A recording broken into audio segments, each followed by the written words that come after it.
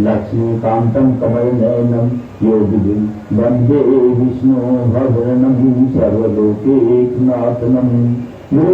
श्री कृष्ण भगवान की जय। ओम श्री परमात्माए नमः। कुंती पुत्र धर्मराज युधिष्ठिर बोले कि हे भगवान, अब आप मुझे श्रावण माह के कृष्ण पक्ष की एकादशी की सविस्तार कथा सुनाइए। उस एकादशी का नाम तथा उसकी विधि क्या है, उसमें कौन से देवता की पूजा होती है। श्री कृष्ण भगवान बोले, हे रावण, मैं एकादशी की कथा कहता हूँ, ध्यान पूर्वक सुनो। एक समय इस एकादशी की पावन कथा को भीष्म पितामह ने लोकहित के लिए नारद जी से कहा था। एक समय नारद जी ने पूछा कि पितामह, आज मुझे श्रावण माह से कृष्ण पक्ष की एकादशी की कथा सुनने की इच्छा है, अतः आप एकादशी की व्रत कथा विधि सहित सुनाइए। भीष्म पितामह नारद जी के वचनों को सुनकर बोले, हे नारद जी, आपने मुझे ये अत्यंत सुंदर प्रश्न किया है। अब आप ध्यानपूर्वक सुनिए। श्रावण माह के कृष्ण पक्ष की एकादशी का नाम कामदा है। इस एकादशी की कथा के सुनने मात्र से ही वार्षिक एक का फल मिलता है। कामदा एकादशी के व्रत से शंख चक्र गदाधारी विष्णु भगवान की पूजा की जाती है।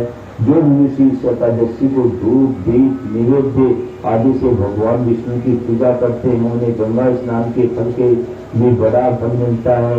यही फल सूर्य ग्रहण, चंद्र ग्रहण, केदार और कुरुक्षेत्र में स्नान करने से मिलता है।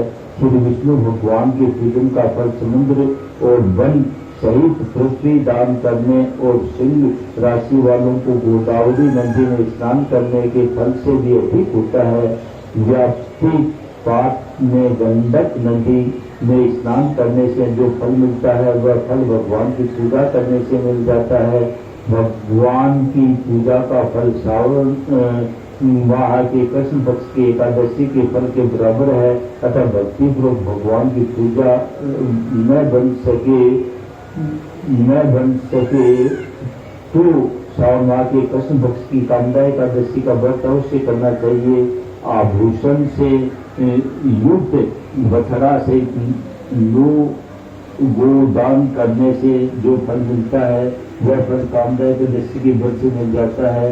जो उत्तम द्विज श्रावण माह के कृष्ण पक्ष की कामदा एकादशी का व्रत करते हैं तथा श्री विष्णु भगवान की पूजा करते हैं, उसमें समस्त देव, नाग, किन्नर, पितृ आदि की पूजा हो जाती है। हे नारद, में भगवान ने अपने मुख से कहा है कि मनुष्य को आध्यात्मिक विद्या से जो फल मिलता है, उसका अधिक फल कामदा एकादशी का व्रत करने से मिल जाता है।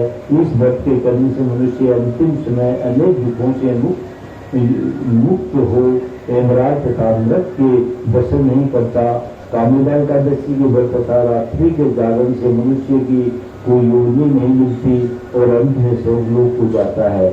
जो उत्तम मनुष्य श्रावण माह के कृष्ण पक्ष की कामदा एकादशी की तुलसी से भक्ति पूर्वक श्री विष्णु भगवान की पूजा करते हैं, जो इस संसार सागर में रहते हुए भी इससे इस प्रकार अलग रहते हैं, जिस प्रकार कमल जल में रहता हुआ भी जल से अलग रहता है।